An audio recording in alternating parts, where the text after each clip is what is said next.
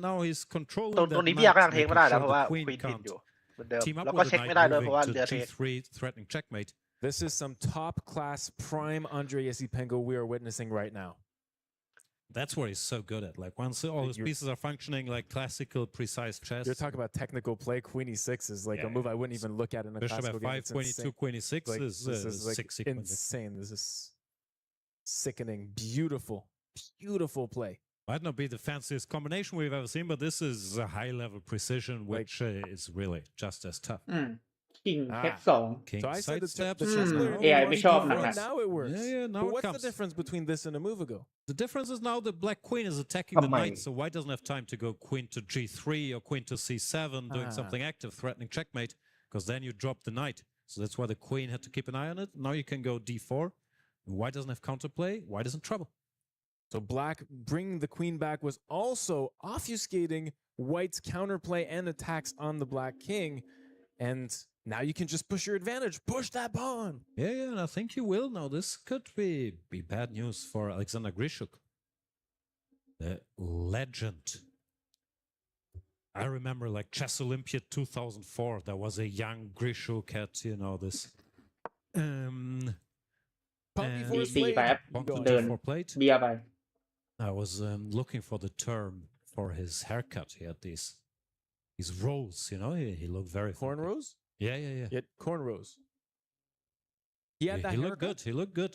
Really? I have to look that up after this game. So D4 and now black has a long-term advantage. He's completely outplayed the white pieces from what seemed like a dry position. Weren't we complaining that this was a dry position literally 15 moves ago? And now still he's a bit dry, but Andre is putting together a masterclass here. The rook doesn't have the open file. Black has the protected passed pawn. There's this weakness. Pawn on b3, so he got completely outplayed. Which is seriously impressive. White knight also doesn't have squares. You have to jump around with the knight, hoping to get to like d3 or d5.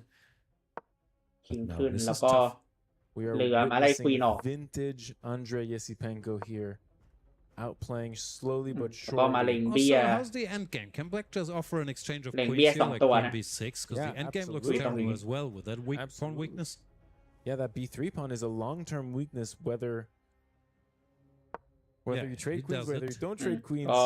Queen มาดัก Queen b6, best move on the เทรด position. ควีนเหรอ This is very sad for. Basically ถ้า forcing เทรดควีนนี่ก็เตรียมเสมอไปอามาเกดอน Wow, takes เทรด b3 is แล้วก็มาคุ้มกันเบี้ยไว้ ไม่ เราเบี้ยมาไล่มา pieces. And now now the ผมว่าดำดีกว่าเพราะว่า You have to ดำมัน go knight เล่น back, D3 and then ได้ไหม black jumps in, knight มีเบี้ย e4, กลางที่เป็น threatening พาร์ทพอ a อยู่ fork. เบียร์ไล่เรือ We are witnessing a positional โอเค masterclass. เอาม้าหลบเบียร์ These ไป games are so tough, especially Part against a pawn world must class be opponent who just outplay them from such a มา quiet ไล่ต่อ situation with the black pieces. With แล้วก็เตรียมฟ้องนะม้าเตรียมฟ้องนะตรงนี้ Oh, I think he's going to win a pawn by force, right? you could see Grishuk.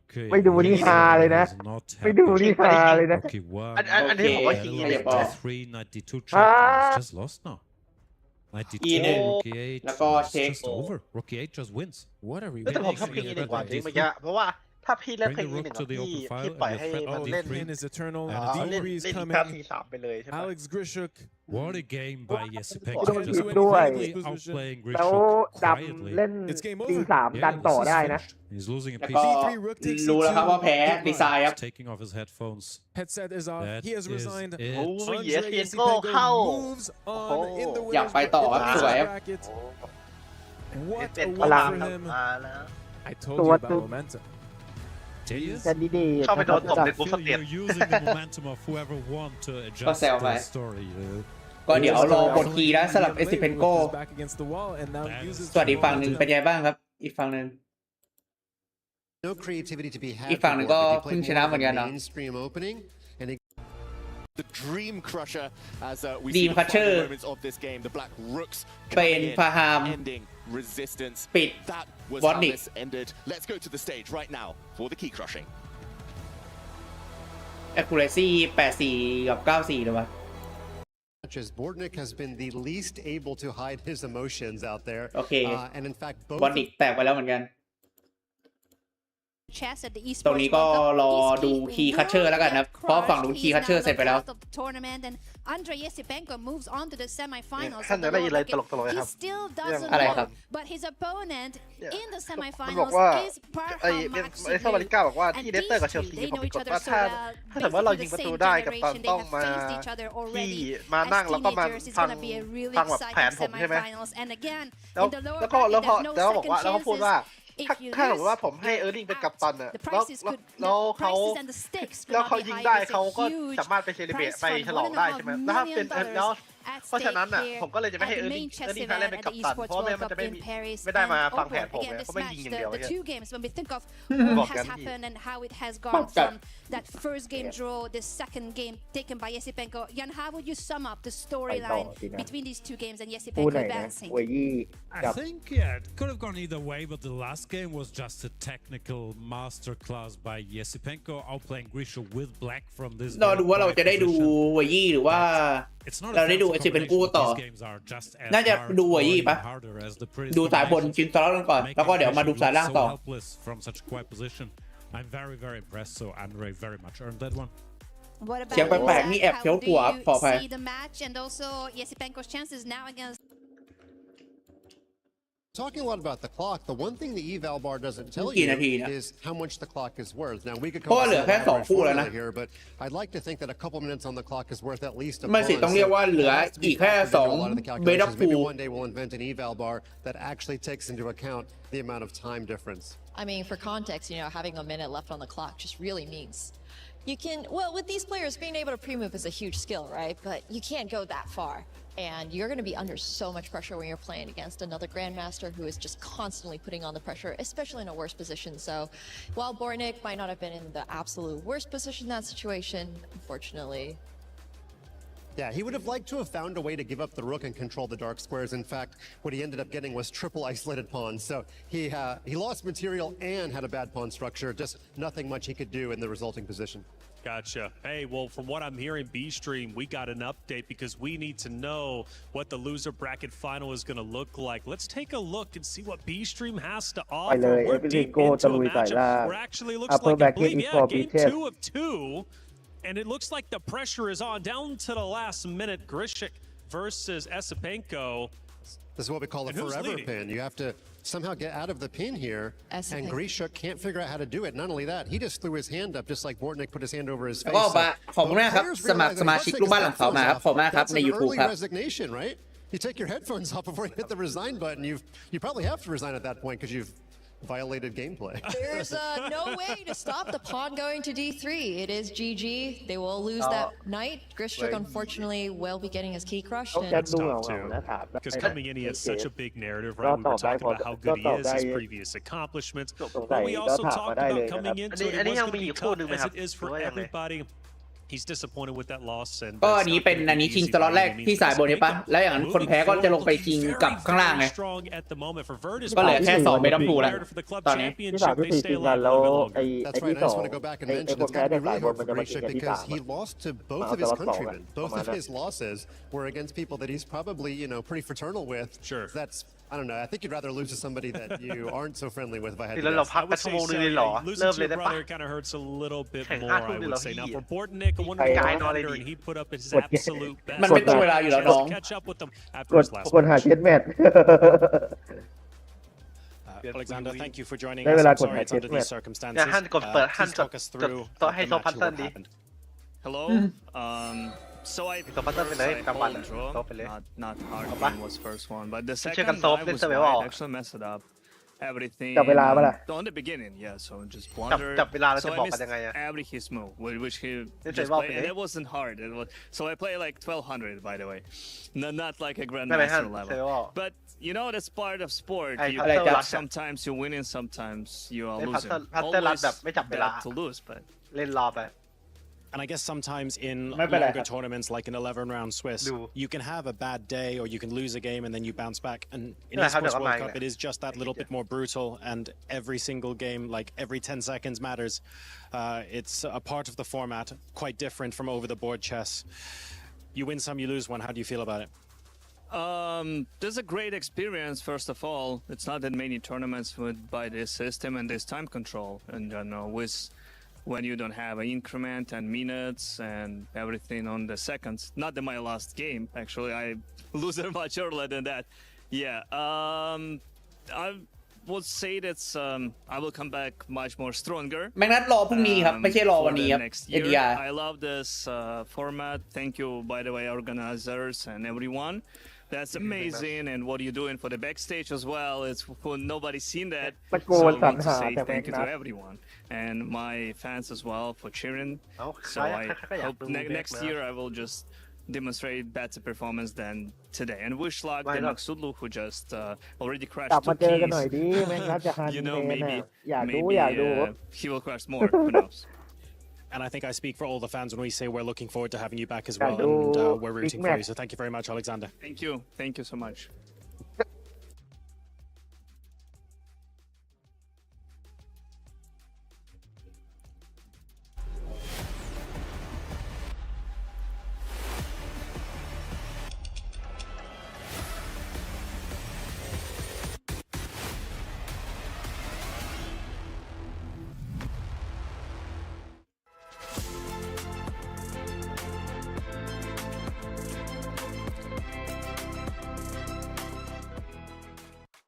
Thank you, John, for the great interview. Bortnick, actually in good spirits considering his loss, and I love that he shouted out everybody behind the scenes because there's so much that happens. Obviously, you won't see just the broadcast. Behind the scenes, though, our crew is working hard. Bortnick humble enough to shout them out. Shout out to Bortnick, wonderful competitor and even better person. Coming up, though, winner brackets, okay? If you lose, you still drop down. You have a chance to make it into the next phase. However, you don't want to make it that point. You want to win here and now. Artemiev takes on Wei Yi. This is going to be a powerhouse matchup. Artemiev has been absolutely on fire. He has beat everybody in front of him. He continues to do so. His time control is incredible. His strategy is impeccable. But can he take down the Titan of Wei Yi? I mean, I think it's going to be quite a challenge for Artemiev, but this will be definitely the most exciting match so far. Wei has had an insane day. He hasn't had a perfect run to get to here, but he has had multiple brilliancies, including the Cypress gift. Bishop takes h6 earlier in the day against Esipenko, as well as that beautiful, beautiful, beautiful rook takes d4 that we saw. I mean, I think this could be really anybody. What do you think, Mike? Well, I will say that Artemiev hasn't really been worse all day today, but his openings are becoming a little bit predictable. He's now had 3 whites because he had to play that extra Armageddon game as white. Recall that he won on demand using a double Fianchetto opening. He played the double Fianchetto opening as white to get past his next opponent without having to go to Armageddon. So if you're sitting there as him, you might want to think, do I need to vary my opening as white? Because they've now seen me Fianchetto my king's bishop twice, my queen's bishop twice, and I think that you need to come up with something new for this winner's final. For sure, especially with Wei being a tactical genius today, it's going to be a really exciting match, and I think that's what we're looking forward to. They've both known each other for quite a long time, both were prodigies, and are still, you know, amazing, amazing chess players. Yeah, one of the things, though, that Wei is going to have to deal with is Artemiev and his ability to control time incredibly well, creating that pressure while simultaneously not taking unnecessary risks. But like you said, today, Wei Yi has been absolutely on fire, getting the praise from all of us on the desk as well as the casters as well. To move forward would be big for him. You mentioned that young prodigy. He's got something to prove, and he's looking to go all the way. And for Nemesis, they've got to be ecstatic he's doing as well as he is. They're only a year apart, and they haven't played that much together, but they have played. And so far, Wei Yi has failed to beat Artemiev in both the online rapid game, which was at Chessable Masters back in 2023, and in the World Blitz Team Championships in 2024. So this is going to be interesting. Definitely is going to be interesting. So they've got a past. I'm glad you bring that to the future here to the present. It's going to be a fun one for sure. This is the winner bracket matchup. There will not be a key crushed here, but if you lose, your key might be at risk dropping down to the lower bracket. You want to move forward. This is your chance. All you got to do is win this match overall, and it's going to be a fun one for sure. But Artemiev, man, you know, I got to give him credit where credit is due, beating Parham, but I do want to go back to that game number, that first match of the day, going into Armageddon. Can we say that if Parham doesn't make that blunder in the Armageddon run, maybe Parham actually wins that match? Yeah, and actually, think of how much easier his day would be. We see him perspiring. He's had to have 2 survival matches, crushing 2 keys. It really would change things completely around for him. He actually has the hardest path to advance because he's had to play multiple survival matches. So that is his one loss that he's experienced here in Paris over the last week. Didn't have a single loss on the LCQ. So that changed everything for both him and Artemiev, although he is still alive, but as my tennis coach says, you lose your cruise. You lose your cruise indeed, and he might be cruising home depending on how this matchup ends up going, of course, and the next match as a whole. But yeah, does that make him look relatively weak? I mean, obviously he's made it here. Wei Yi, though, has Wei Yi been infallible? Like, has he not made any mistakes compared to what Artemiev did in the first match? Because again, if that blunder doesn't happen, Artemiev might fall flat. So can you argue that Wei Yi does look like the stronger, at least opponent coming into this? I mean, I think it's quite tough because they have had different opponents, obviously. Wei Yi didn't have a very super clean LCQ. He did almost lose to Grischuk coming in here, and he did drop to Parham earlier in LCQ as well. So, you know, really anything can happen. That's right. Anything can happen. Anything can happen indeed. It's the Esports World Cup. After all, this is chess, and it's only day 1. Who's moving forward? Well, this is the first opportunity for the competitors on the very stage. Let's send it over and start our winner bracket matchup. It's only day 1, Taylor, but one of these 2 players behind us will close this day 1 in emphatic fashion, qualifying through that upper bracket. For both of them coming through, won their first 2 games, and now it is time for the upper bracket finals for a spot in tomorrow's main brackets. I mean, how amazing would that be? Going all the way through the play-in. Of course, some of these players, even from the last chance qualifier and then qualifying all the way into the main bracket. That is exactly what we are about to see right now. In this one, Vladislav Artemiev versus Wei Yi is a clash of the titans, and it is not easy to call whatsoever. Up to this point, though, Vladislav is entirely undefeated. He has not tasted the taste of his own blood, ladies and gentlemen. Wei Yi does have 1 loss, but he's looking extremely composed in his last couple matches. Yeah, and that was LCQ loss, but all in all, both of them were actually on the big stage at EWC last year. Both of them finishing between 9th and 12th on the same result, so both of them are eager not only to step back onto that main bracket, but to get a better result than last year, because that is what competition is all about, Rob. Okay, Damascus, I need you to do one thing for me before we get to our match. I need your expert opinion. Who do you got winning this, Damascus? Come on.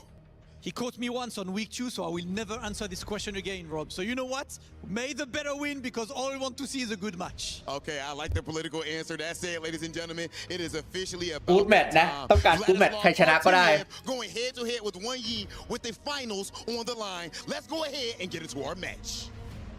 And it is going to be a great match. Thanks, Rob and Damascus. We are hyped as casters to call this one. Now 2 unbeaten players, 1 golden ticket for a place alongside Magnus, Hikaru, Alireza. Tomorrow, Alliance will reveal its first qualifier right after this one. It's อันนี้ไงในตารางลิคูพีเดียมันมีแต่เพย์อินมันต้องรอเพย์อินเสร็จถึงจะมีตารางกรุ๊ปสเตจออกครับ survives. How excited are you for this one, David Howell? I cannot wait. Earlier in the day, we described Artemiev like ice. Well, Wei Yi is also like ice. Both players just so calm, so confident, so hard to throw them off the scent. They take their chances when they come. They're both fantastic in the middle game tactically, and in the end game too. Hard to find any weaknesses. I think this one is going to come right down to the wire. And I'd love to see that. I'd love to see another Armageddon in this one. It's calm versus calm. It's ice versus ice. I will say, though, that if it does become a battle on the clock, this matchup, which we're expecting to be an absolute dogfight, if it goes down to being a clock fight, in my head, I'm giving advantage Artemiev. He's maybe a little bit more used to playing with seconds on his clock, and he never really seems to lose quality in his play. In the meantime, we're off. It's the English opening. Makes me happy, that's for sure. And could we see a reversed Sicilian? Black answering with his king's pawn. And Wei Yi C4 แล้วก็ต่อด้วย E5 แล้วก็ไป D3 looks like actually the other way around. Wei Yi, yeah, just happy to bring his knights out. More knights variation of the reverse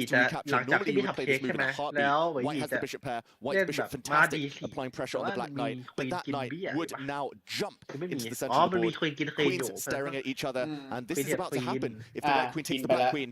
Black now flicks in, knight takes bishop check. No need to recapture yet.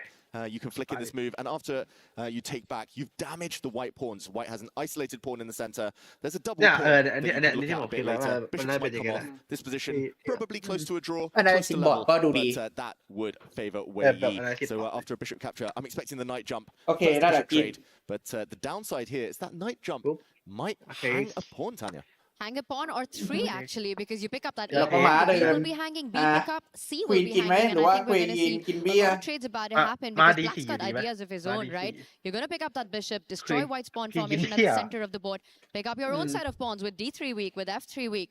This is about to get fun, and we might see a very different dynamic here. If none of that happens, the players rushing to an endgame instead. โอเคตาม analysis board That felt like แล้วก็ Artemiev ducking a real fight.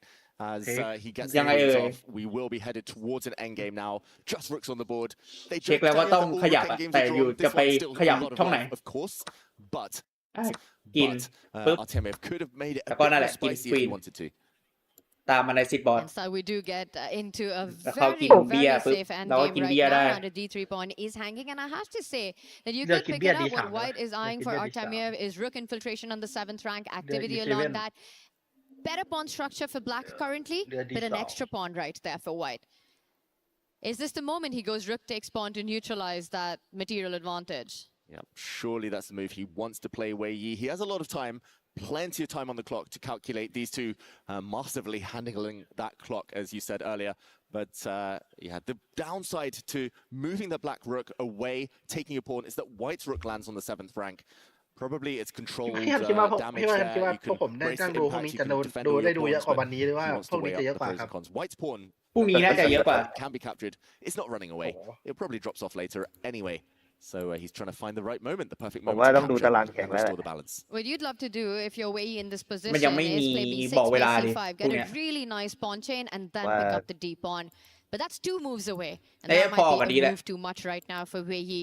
It's so tempting to pick up that pawn, นั่งนำนะก็ but will พอ he ๆกัน go นี้ for a more strategic approach to put pressure? เรา I ยัง also คิด want หนั to กอยู่ point ครับ out วันนี้ once the material deficit it's restored, กรุ๊ป the สเต material จแข่ง balance is 2 back. วัน It ผ will ม be เดา Wei Yi ว่า with a better pawn กรุ๊ป formation. สเตจ That แข่ง 4 2 วัน versus น่า 3 จะ on the right side of the board อันนี้ means คือ nothing for 1-2 Artemiev. 3-4 Exactly. 1-2 4 versus 3-4 อันนี้คือ 3. 4 So คู่ even if the whole of that left flank gets obliterated, if it's just Robert. rook versus rook with White with the อ่า extra pawn เป็ on น that ต่อ right flank on the king side. เรือยังไม่ได้ไปทิ่ม Great เบี้ย move there from Artemiev in ต่ the อเรือ meantime, ก่อน tying down the black rook. เอาดี Black กรุ๊ป rook สเตจนี่วันเดียวเหรอ leaves the 7th rank. King also a bit stuck. 2 วัน Checkmates โอเค there. You ส want อง to วัน give ดิ that king some breathing space. But ถ้า so กรุ๊ป many สเตจ things วัน he เดียว wants to นี่ do on ตาย the to-do list for Wei มัน Yi. มัน But 16 คู่ you อ่ะ can't do it all at once. มันน่าจะ That's the คู่ก็พอ problem แล้ว with chess. It's only one move at a time, and right now that move แล้ว of ก็ choice ขึ้น is to ไป defend the C pawn. C6 And นะ I ฮะ like เลยเอาเป็น Artemiev has คู่ handled it. He says เรือ take มา the กัน D เบี้ย pawn. I will trade a set of rooks. เฮ้ย And มัน my น้อย rook กว่า will be พี่ the ฮั่น first to มันน้อย body. ก In ว่า fact, not just the อ๋อ first น้อย to กว่า body. วัน That นี้เหรอ will พวก be เนี้ a ย mate ก็ on ดีแล้ว that เนาะ home rank. สู้ So ก็ rook มันแบ่ง takes คู่ส pawn. เตจไป2 วัน Still เลย not possible. แม็กนัทดูเคยเครียดก็แย่แล้วแม็กนัท Giving the เล่น black พรุ่ง king นี้ some ครับ breathing space or bring the black king towards the center คือ as ขยับ we คิง see ปึ๊บ that. แล้วก็เป็น Now โอ้โห White เรือ has สอง gone ลำมาประคองเบี้ยเลย For a reason, he's still a pawn up. พี่ The พี่ออฟ white เล่น king is 2 วัน able เลยเหร to อ get a couple of moves, go พี่ออฟ towards เล่ the น center 2 วัน as well. That pawn พี่ advantage ออฟ 2 will วัน be ไม่ long น่า term. แปลกใจ This is นะ what we called ก็วัน earlier สุดท้ายก็เป็น result ชิงไง game. With best play by Wei Yi, อ๋อ ชิง maybe กับ it should ที่ be a 3 draw, ใช่ไหม but only ใช่ Artemiev can win.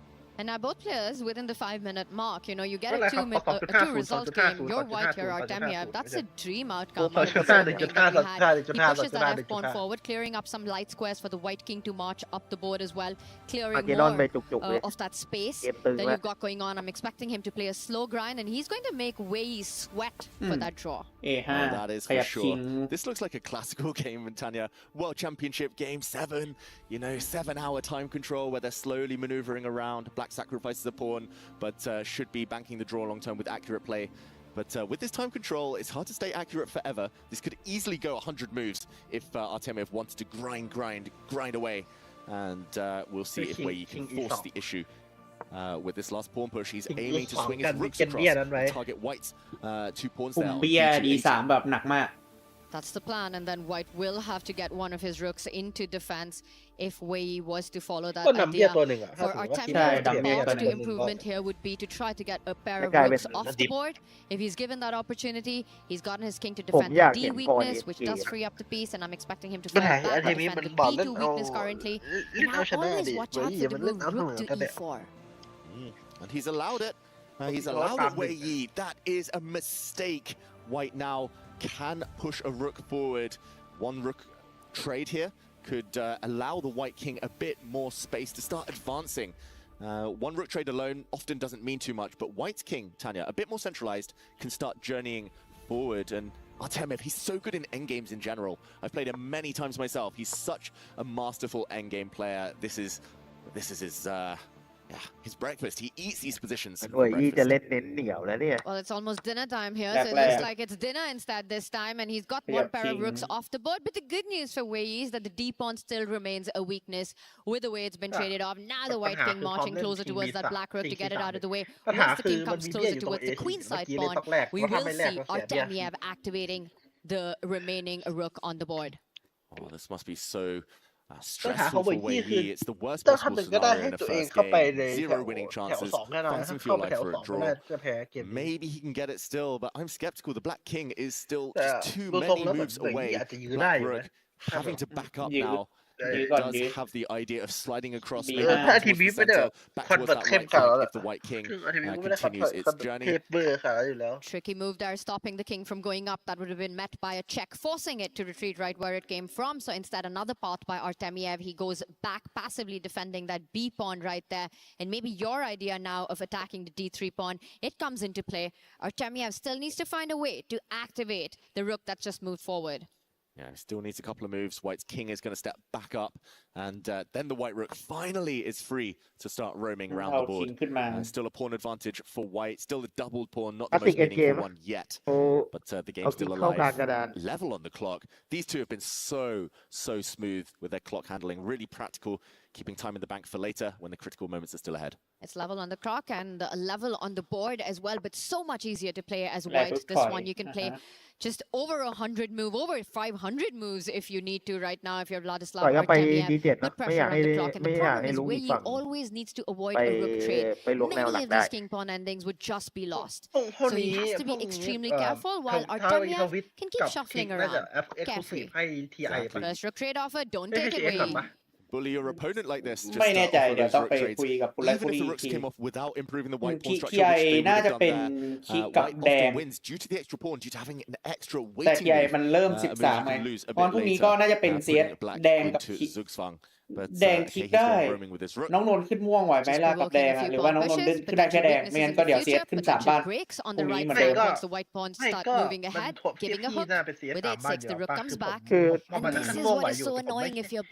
ือผู้ซีเอสน่าจะเป็นรายการหลักนะน้องเช่นบรรยากาศหรอกถ้าจะเอา having to make very committal decisions. Wei Yi, he's pushed some pawns, leaving some holes on that right flank. There are some light squared holes that the White King might be able to get into a bit later, as Wei Yi at least is able to put his rook back in the center.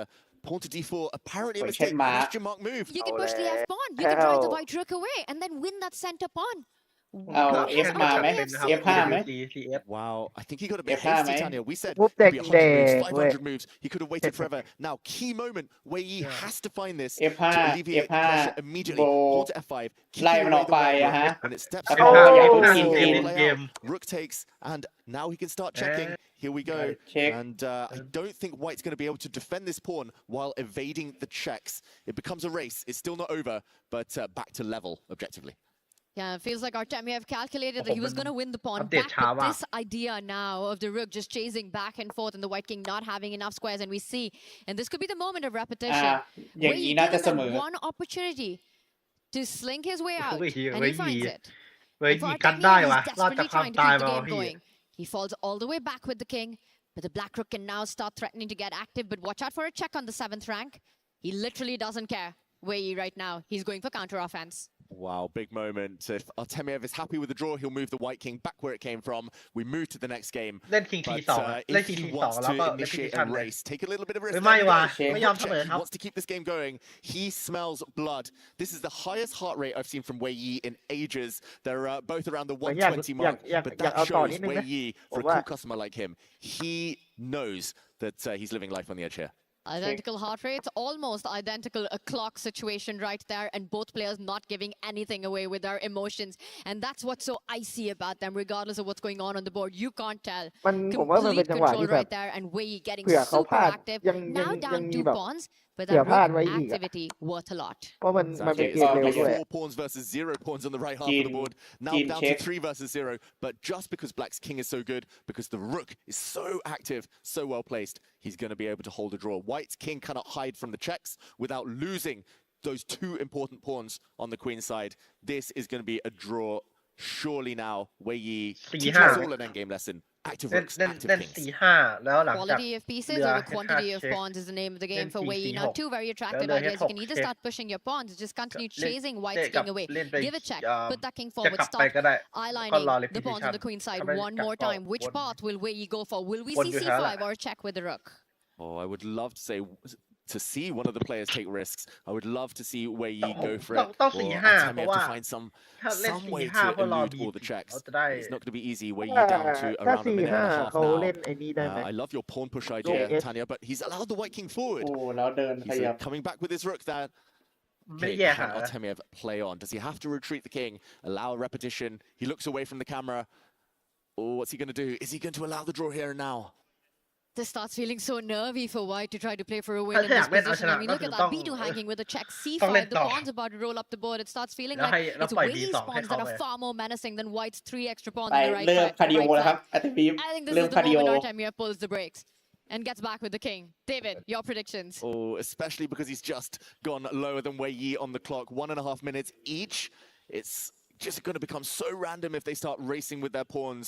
The only way to keep control for Artemiev is to retreat with his king, agree to a repetition and a draw. Okay. We're going to see that Yeah, play out. okay. There we go. Threefold เรียบร้อย repetition, a draw to start the เสม upper อ bracket ไป final. กระดานหน้า And what a fight, what a game this was. Start to finish, just sacrificing material there. Peace activity for Wei Yi, keeping it balanced, keeping his chances alive. But Artemiev has to be disappointed with that miss. He could have made more of what he got in game 1. Yeah, he just rushed slightly. He did all the hard work, Artemiev. Just as it looked like he was getting a big advantage, he let it slip. But credit to Wei Yi, ice cold defense there. He was on the back foot, but never really looked like he was going to lose full control. And yeah, I love that pose on Wei Yi's camera. That must be how he's feeling inside after holding that draw.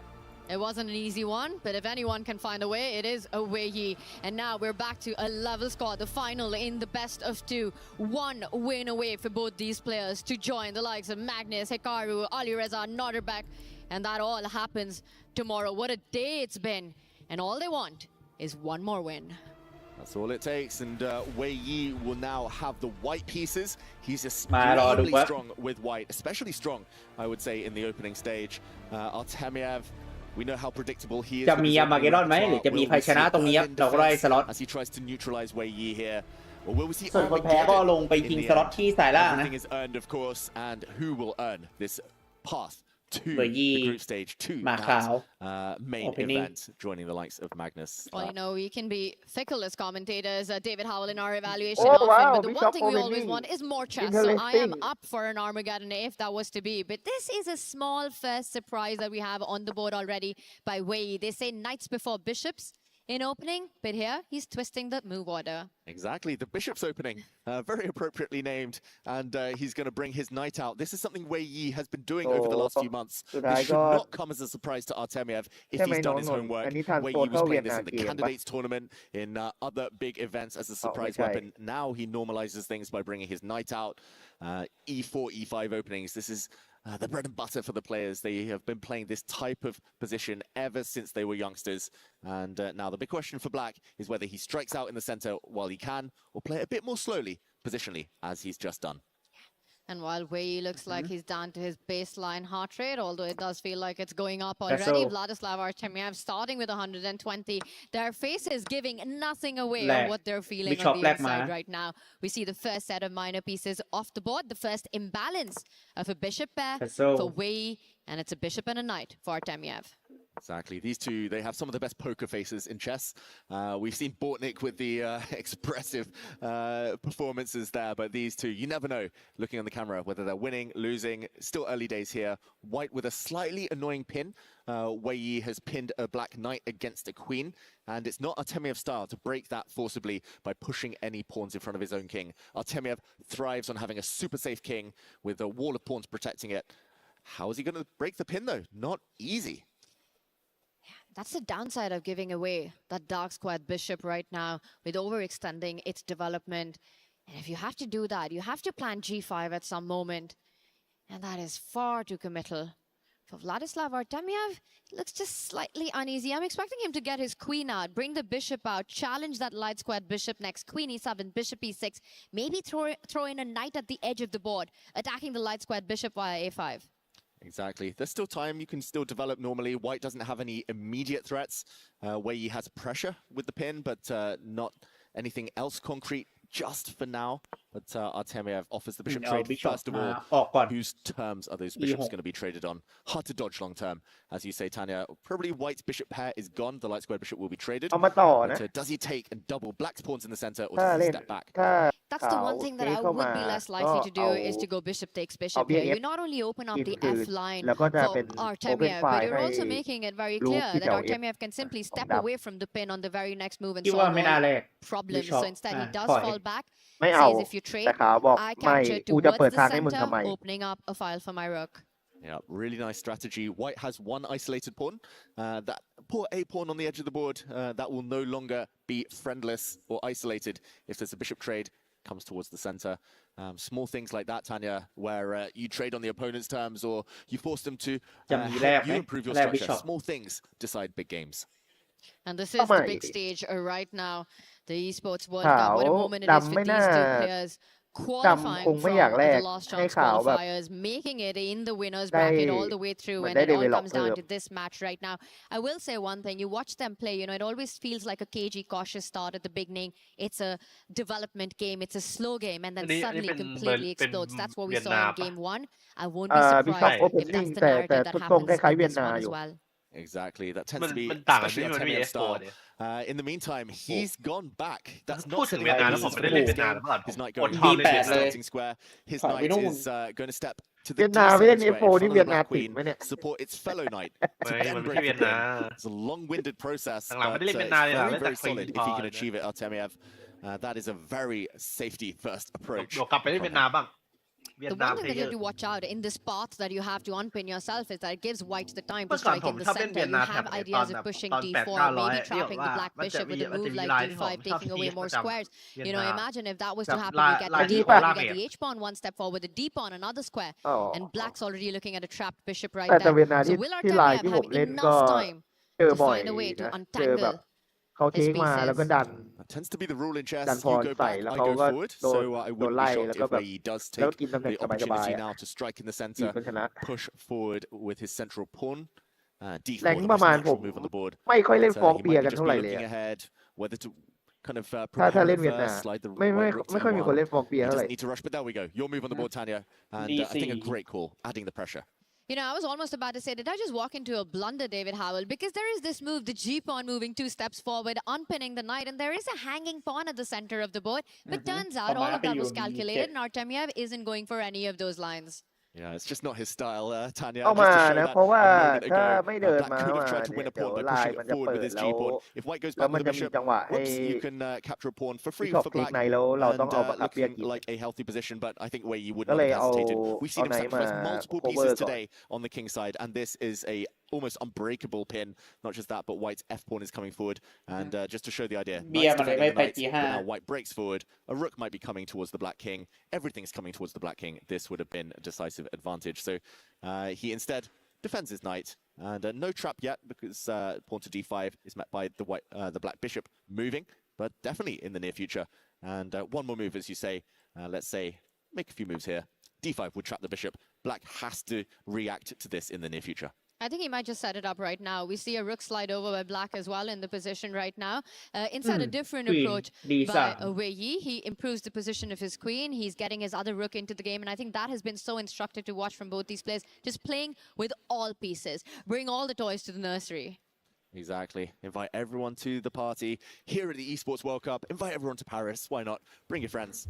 And ทุกคนมาปาร์ตี้ชวนทุกคนมาปารีด้วยโอเคเล่นคำนะ The black rook on a8 still in the corner is ever going to play a part in this game. Still early days, of course, but I'm liking the way that this is going for Wei Yi. I would choose the white position here, Tanya, just because it feels like the ease of moves, the bishop pair, the tension, him having the key to the center, it all adds up in white's favor. I'm also going to add up one more sneaky point of this last move by Wei Yi. You know, he's eyeballing that b5 square for the queen as well, where it's going to attack laterally, horizontally the pawn on e5, the center pawn as well as the b7 soft spot right there. So queen to b5, it might be something that Artemiev needs to be careful about. Instead, he falls back with the knight to f8. This is slightly surprising, you know, the e-pawn hanging, David. Queen jumping in. Is this inviting trouble? Oh, he's definitely asking a lot from his own position here, Artemiev. The idea is logical. He wants to move that knight to g6. We were also joking earlier in the day. A knight on f8, there is no mate. So keeping the king nice and safe. He does change the pawn structure. He's not done that for no reason. He's now got weak pawns himself for white, but he's going hunting the white queen, attacking two different pawns, especially the b7 pawn now vulnerable. And this is not looking great for black. It feels like Artemiev just one move away from holding everything. He might not get that time. Is he about to lose material, Artemiev, and does he need to prove compensation for that? He does take a pause, which is a bit concerning. You walk into this idea, you better have a response ready right now. Queen jumping in. I'm looking at ideas right now. You could trade the bishop, but that only helps white. You capture towards the center with the a-pawn. You still haven't solved your problems if you're Artemiev. This is really professional so far from Wei Yi. Just asking small questions. He hasn't done anything flashy. Hasn't risked anything at all. But it looks like he's about to win a pawn. Black's knight jumps, defending the center pawn. That one is inedible right now. But white's bishop on the edge of the board, a bit vulnerable. If he wants to, this is the moment for Wei Yi to get greedy. And I think the point is that if you trade your bishop for the knight, getting greedy, you're going to leave behind some dark squares. And maybe Artemiev is eyeing a kingside attack. Imagine black's knight jumping on towards the white king on f4. A bishop takes knight, queen takes bishop, queen takes pawn. You have to always watch out for the black queen and the knight combining for ideas against the white king. Oh, this would be a bit scary while the white queen is off in no man's land, offside, unable to defend her king. White would have won a pawn, but it's maybe not the best pawn to win. White's pawns on the queen side are shattered anyway. So this would be bishop takes knight. First, he could flick in a hit on the black queen. This is very tempting. Black wants to defend her pawn suddenly. Then white could take the knight, and it would be the black pawns, the black king, that are far from ideal. So a crossroads for the first time for Wei Yi. Does he get greedy, take the knight, or does he wait? I also want to add to all those lines, I don't think taking on b7 immediately helps the cause. There are all kinds of LPD or loose pieces drop off. You could snap up that bishop on h4 once the knight captures. You have to watch out for that knight stuck at the edge of the board. I'm not sure if there are immediate tactics that refute the line, but it just looks like all of white's pieces are disconnected. Exactly. Poorly coordinated here. One queen on the other side of the board, a knight stranded on the edge. We will see Wei Yi. That's why he had the time buffer. He was up 2 minutes. He's spending some of that time now debating how ambitious to be. I think he's going to grab a pawn. I think he wants to. His eyes seem to be drawn towards the black b7 pawn. But first he hits the queen, and Artemiev defends. Yeah, you're not getting that pawn anymore. But what you are getting is a fractured pawn structure for black on the right side of the board. If now you were to pick up that knight on f6, it just means a long-term weakness for Artemiev. Bishop takes knight, looking incredibly attractive for Wei Yi right now. Yeah, that's the only real way to justify what he just did, resisting that pawn, is to double up black's pawns now. I'm surprised we haven't seen that move quickly from him. Maybe he underestimated Artemiev's defense of the b7 pawn. And if the black king ends up being safe, if there's no way to directly attack, then maybe Artemiev can wriggle out of this one. Time advantage has gone for Wei Yi meanwhile. I'm also going to add, David, that, you know, you give black a couple of moves. The king slides over, the rook comes onto the g5, the knight starts jumping towards the white king. We might be talking about the makings of an attack on the white king, especially now with the light squares weakened on the right flank as well with Wei Yi's last move. ไม่ว่าจะเป็นโดดไป That might be the F4 signal for Black to S4 start attacking กันไว้ on ก่อน that side if he can. The Black Queen is on a nice diagonal. She can later jump out. อาจจะ I ต้องระวัง understand เพราะ this ว่า last move from Wei though he wanted to stop the Black Knight from ever เขาอาจจะเอา entering the บิ white ชอป half of มา the board. มา It's เล็ a งได้ control type of เพราะ move, and ไลท์ in สแควร์ the ค่อนข้าง meantime, จะวี Artemiev อยู่เหมือน kicks กัน away the White Queen. เกี Give ย it a ร์ question mark. question Maybe mark there's something better. แค่พยายาม But มาไล่คุย very เฉย logical. ๆนะ The White Queen sidesteps. The position แล้วตรง so นี้ก็มีเท double-edged. ครับไม่เห็น It ว่า might look ควรทำไง almost symmetrical, Tanya, but there's AI ไม่ช so อบใจ much hidden life to it. You're forced to pick a side to play from. Who are you taking? Oh, I think I AI would ไม่ถูกใจแล้วครับอะไร take ก็ white, AI just ครับ more central control, AI บอกไม่ especially ได้ the ครับ open D file, but I could see attacking players choosing black here. The White King a bit airy. Tanya, how about yourself? I'm taking you on in this one. After we're done with our call, we go you versus me. I'm picking black here. I'm putting my bishop on h3. I'm sliding my king up. I'm eyelining the G line. I'm looking for f5 breaks. I just think there's so much dynamics in the position. But you know what Artemiev says? That's not how you play it. He first connects the two rooks. He wants to also fight for the D line. So still taking it slow. And that's the thing. The man that we see in front of us, Vladislav Artemiev, he is a more positional player. He doesn't go for these kamikaze attacks out of the blue, the lightning strikes. He wants to control things. Maybe the best bet for black there would have been to go for the White King, just not his style. And Wei Yi, colors reversed, would have definitely kept the bishops on, gone with the queen in a different direction. Artemiev's decision a bit too passive, perhaps, as we see Wei Yi trade off. Now the white rook can start entering soon. Oh, Black's king looking a bit airy. The entire pawn wall in front of the Black King has disappeared, and it just looks like a very ugly pawn formation. You know, White, meanwhile, super healthy with his own. The H-pawn ready to always go H4, H5, hit that knight on G6. The White Queen ready to retreat, start attacking the pawns on the right flank as well. You know, after what we've seen over the last two moves, I'm picking White as well now. Yeah.